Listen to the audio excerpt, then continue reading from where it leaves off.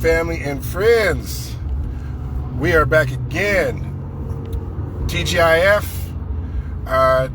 Hopefully everybody had a Merry Christmas. So let's get down to business. Remember a few months ago when I said the Epstein files was going to be the downfall of Trump? Now, I'm not psychic, but I make some pretty good guesses. And your boy was right again. Now, here's the problem, okay? And this is a mistake that I see some folks making when it comes to the Epstein files, okay? You got to understand that MAGA folks love conspiracy. They love conspiracy theories, okay? This is a guy, he ran on releasing the Epstein files, releasing the JFK files, releasing the MLK files, all that stuff, okay? That helped get him elected. And if you remember correctly, okay, they have the files. And he ran on releasing the files. The files were on the desk. So why are they coming out piecemeal? Why are they coming out in batches and sections and all that kind of stuff, okay? The way to get through, and this is not just for the independent, because everybody knows where there's smoke, there's fire, okay? So this isn't really about the independent or the swing voters. This is about the MAGA folks, all right? If you want them to stay home, chances are they're not going to change their vote, okay? They're too far gone, okay?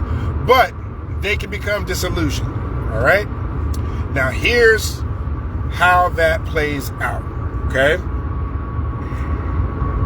And it goes back to my campaign slogan. See how I'm tying this together? See something, say something. All right? If you knew of a youth director who was assaulting, children, assaulting minors, would you say something? Would you say something about that?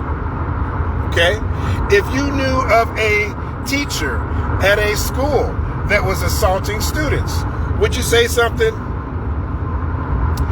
If you had an uncle who was assaulting, children or other family members, would you say something? That's the point, okay? And the problem is, you're the president. You have all the information. You have all the files. You know about all the victims that you keep redacting. You can't have victims if you don't have perpetrators. So why are you protecting the perpetrators? That, my friends, is how you get them. It's not the fact that he's in the files. Everybody knows that Trump's name is in the files. Everybody knows that. That's not it. The point is, why are you protecting the perpetrators that are in the files? That's it. That's the nail in the coffin. That's it. I mean, I can't say it any clearer than that. It doesn't really matter that he's in the files. They don't care about that. They don't.